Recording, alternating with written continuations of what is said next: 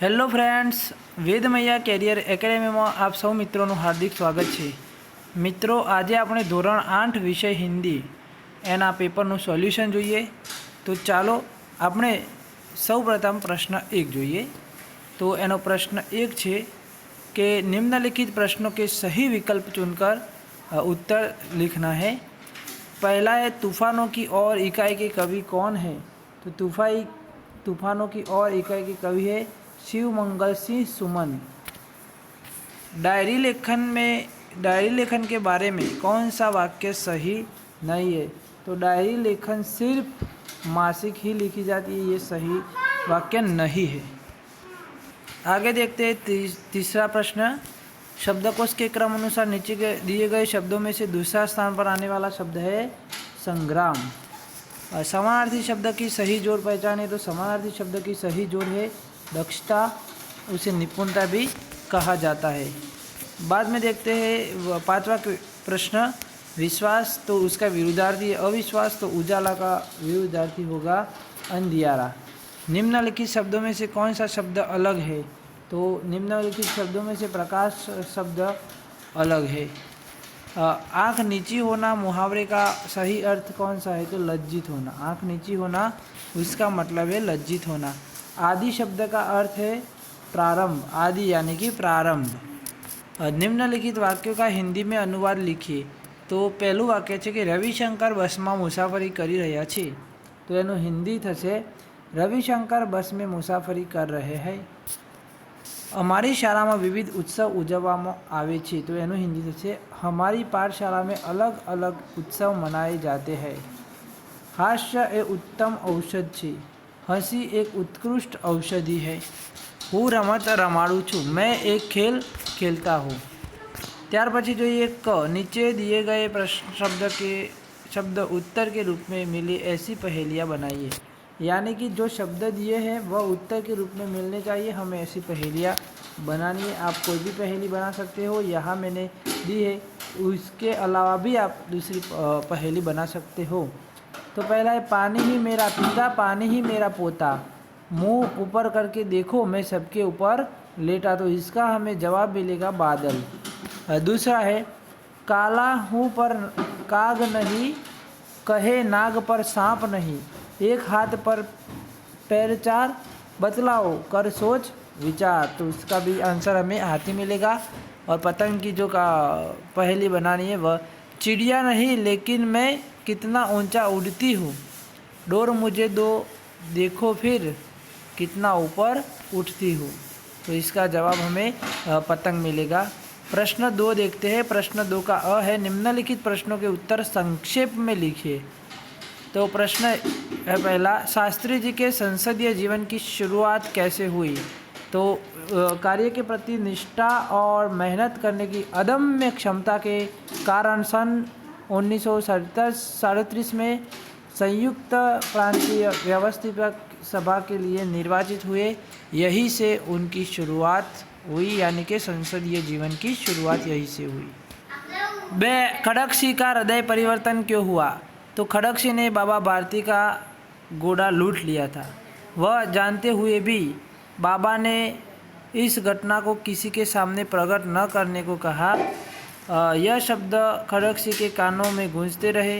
उसने सोचा कि बाबा को अपनी हानि की चिंता से ज़्यादा गरीबों के नुकसान की चिंता है। यह देखकर उसका हृदय परिवर्तन हुआ। तीसरा है, लाल बहादुर शास्त्री जी की सबसे बड़ी विशेषता क्या थी? तो शास्त्री जी की बड़ी विशेषता यह है कि एक सामान्य परिवार में पैदा हुए थे, सामान्य परिवार में उनकी परवरिश हुई, और जब वह भारत के प्रधानमंत्री जैसे सर्वोच्च पद पर पहुँचे तब भी सामान्य ही रहे। यह उनके जीवन की सबसे बड़ी विशेषता थी। चौथा प्रश्न देखते हैं, डायरी पढ़ने से हमें कौन सी जानकारी प्राप्त होती है? तो डायरी पढ़ने से हमें जीवन में घटी घटनाओं की जानकारी प्राप्त होती है। डायरी एक ऐसा दस्तावेज है जिससे पढ़कर किसी व्यक्ति के जीवन के पिछले अनुभवों तथा घटनाओं की जानकारी प्राप्त की जा सकती है।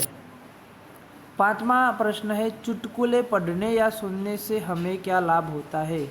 चुटकुले पढ़ने और सुनने से मन को आनंद मिलता है और तनाव दूर होता है। प्रश्न 2 का ब हम देख लेते हैं। इससे पहले हम प्रश्न 2 का क देखते हैं, बाद में उसका ब देखेंगे। तो प्रश्न 2 का क देखने के बाद तुरंत ही प्रश्न 2 का ब देखेंगे। तो निम्नलिखित प्रशास्य के शब्दों का प्रयोग करके वाक्य लिखना है। इसमें पहला शब्द है तहसील। तो तहसील का प्रयोग करके हम वाक्य लिखते हैं कि हमारे ज़िले में 9 तहसील है जिनमें तहसीलदार अनुशासन करता है। और दूसरा है मुख्यालय, जहाँ किसी संगठन और संस्था के सभी महत्वपूर्ण कार्य किए जाते हैं उस स्थान को मुख्यालय कहा जाता है। अब देखते हैं दोस्तों प्रश्न 2 का ब। तो प्रश्न 2 का ब पहला क्वेश्चन है, कच्छ को म्यूज़ियम क्यों कहते हैं? तो उसका आंसर है, कच्छ गुजरात का एक विशिष्ट ज़िला है जो गुजरात का अत्यंत रमणीय प्रदेश है। यात्रियों के लिए कच्छ आकर्षण का केंद्र है। इसका पौराणिक महत्व भी कम नहीं। उनके अनेक दर्शनीय स्थानों के वैविध्य के कारण उसे म्यूज़ियम कहा जाता है। दूसरा क्वेश्चन देखते हैं, यदि बाबा भारती की जगह आप होते तो क्या करते? उसका आंसर है कि यदि बाबा भारती की जगह मैं होता तब भी अपने लाभ या हानि की चिंता छोड़कर ज़रूरतमंद लोगों के लाभ और हानि की चिंता करके उनके लिए सही सोच रख कर उनकी मदद करता। तीसरा क्वेश्चन है, शास्त्री जी ने ईश्वर के बारे में क्या विचार प्रस्तुत किए? तो उन्होंने कहा कि आप राजनीतिक क्षेत्र या सामाजिक क्षेत्र या किसी अन्य क्षेत्र में कार्य करते हैं, यदि आप उसमें सफल होना चाहते हैं तो अपने दायित्व को पूरी तरह से निर्वाह करना चाहिए और अपने आप को अपने कार्य और समर्पण तथा भक्ति और कर्म में समन्वय होना चाहिए। प्रश्न 3 उसका अ, इंसान को बांटने का क्या अर्थ है? सभी मनुष्य को समान दृष्टि से न देखना, ऊंचा नीचा, जाति पाति, गोरा काला आदि भेदभाव कर कर लोगों में अलगाव की भावना पैदा करना, यही इंसान को बांटने का अर्थ है। माझी का हाथ कब तक नहीं रुकता। समुद्र अगर शक्तिशाली है तो मिट्टी का पुतला माझी भी कम नहीं है। उसमें अद्भुत साहस और अनोखी शक्ति है। जब तक उसके शरीर में प्राण व सांसों में चेतना है तब तक माझी का हाथ रुकने का नाम नहीं लेता। समुद्र ने कैसा रूप धारण किया है? समुद्र में देखते हैं तो सिंधु ने विष उगला है और लहरों का यौवन मचला है। समस्या आने पर हमें क्या करना चाहिए? समस्या आने पर समस्या से डरकर भागना नहीं पर डटकर समस्या का मुकाबला करना चाहिए। हार मानकर बैठ जाना नहीं पर अपने बल पर समस्या को दूर करने का प्रयास करना चाहिए। आगे देखते हैं दोस्तों प्रश्न 3 का ब। तूफानों की ओर घुमा दो के द्वारा कवि क्या कहना चाहते हैं? कवि सदा संघर्ष में रहकर अपने लक्ष्य की ओर बढ़ने की प्रेरणा देते हैं। जिस तरह आग में रहकर सोना निखरता है उसी तरह बाधाएं हमें जीने की नई राह दिखाती है। आगे बढ़ने के लिए हमारे इरादों को मजबूत बनाना चाहिए। दूसरा क्वेश्चन है, बिना सोचे काम करने से क्या होता है? बिना सोचे काम करने से पछताना पड़ता है और हम खुद अपने आप का काम बिगाड़ देते हैं और लोग हम पर हंसते हैं। हमें किन लोगों के घर नहीं जाना चाहिए? हमें उन व्यक्ति यानी कि उन लोगों के घर नहीं जाना चाहिए जो हमारे आगमन से प्रसन्न न हो, आँखों में प्यार न देखने को मिले और जो हमारे आगमन से अच्छे से न बुलाए। ऐसे घर भले ही सोना बरसे लेकिन हमें नहीं जाना चाहिए।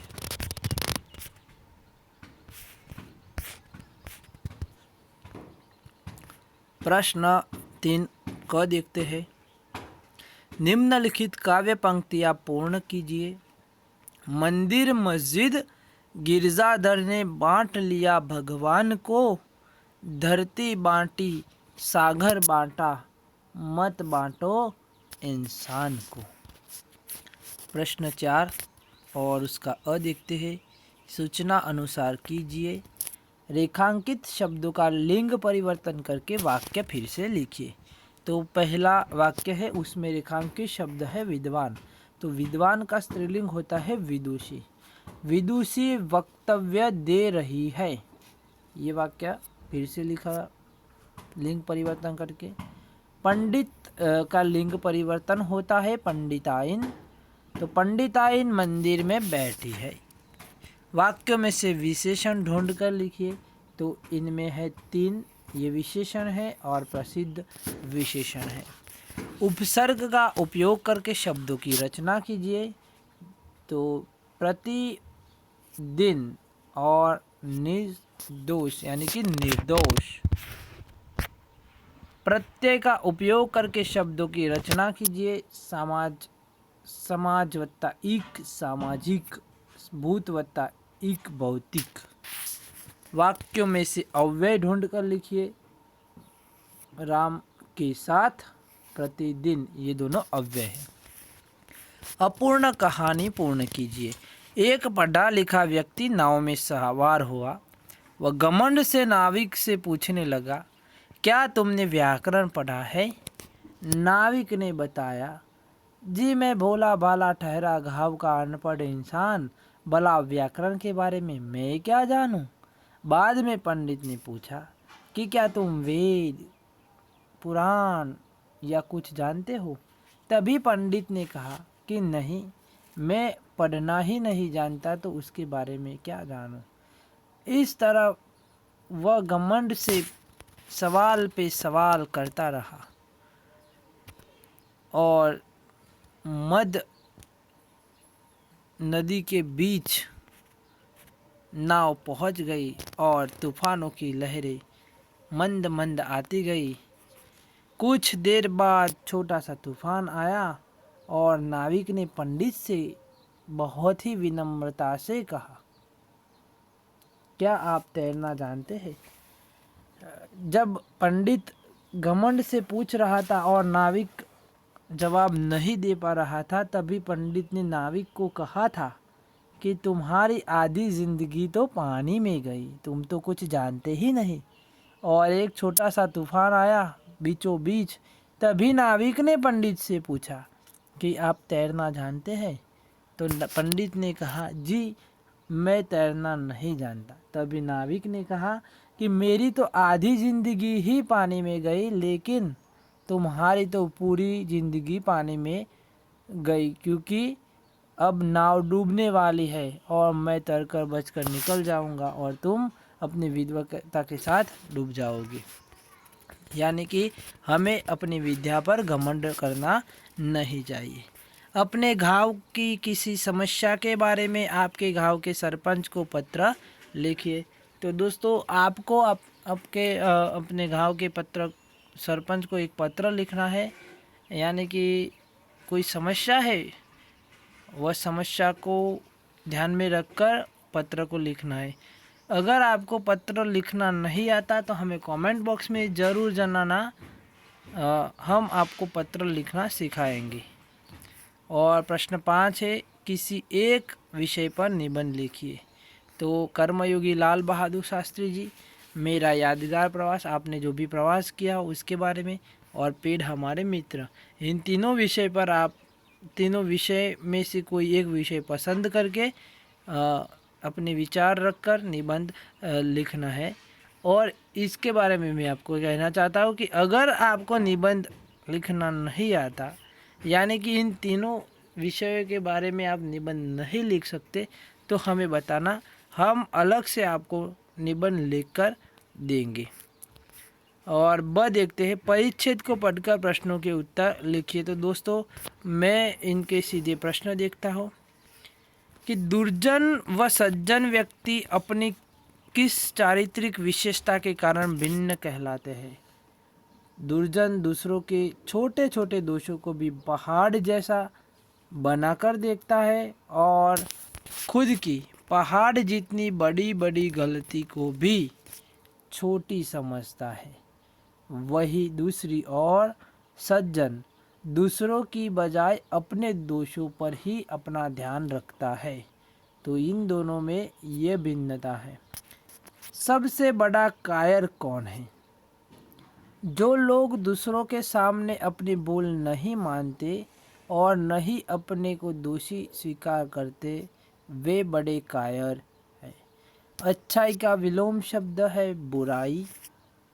उपरोक्त गद्यांश का उपयुक्त शीर्षक है आत्मा की उन्नति के लिए आत्मनिरीक्षण। और क है अपने जीवन का कोई सुखद अनुभव 8-10 वाक्यों में लिखिए। तो ये सुखद अनुभव आपको हिंदी में अपने जीवन के जो अनुभव हुए हैं उनमें से लिखना है। इसमें आप कोई भी अनुभव लिख सकते हो, लेकिन वो सुखद होना चाहिए। अच्छा, तो फिर मिलेंगे नए वीडियो के साथ, नई उम्मीदों के साथ। दोस्तों, मैं आपसे बताना चाहता हूँ कि हमारे चैनल को सब्सक्राइब करें, लाइक करें और शेयर करें। और अगर आपको हमारे वीडियो में एडवर्टाइजमेंट दिखाई देता है तो उसे स्किप किए बिना पूरी देखने की कोशिश करना, क्योंकि वहाँ से हम आपको बहुत ही बेहतरीन वीडियो बनाकर देंगे। आप सभी का बहुत बहुत धन्यवाद।